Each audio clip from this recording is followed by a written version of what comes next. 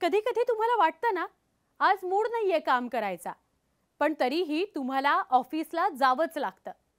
मात्र एका कंपनीनं आपल्या ऑफिस एम्प्लॉईजना मूड नाही तर घ्या सुट्टी अशी खास ऑफर दिली आणि त्याची चर्चा जगभर झाली.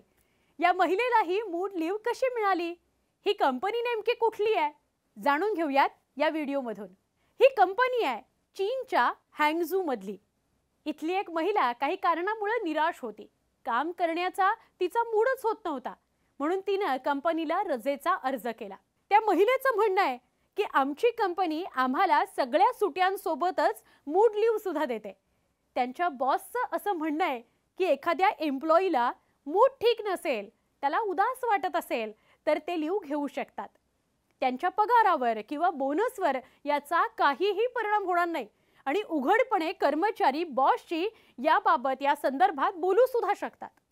आता हे ऐकून तुम्हालाही वाटलं असेल ना की आपलाही बॉस असा व्हावा. अशी मूड लीव आपल्या भारतातल्या कंपन्यांनी सुद्धा द्यायला हवी. या व्हिडिओविषयी तुमचं मत काय? कमेंटमध्ये नक्की सांगा.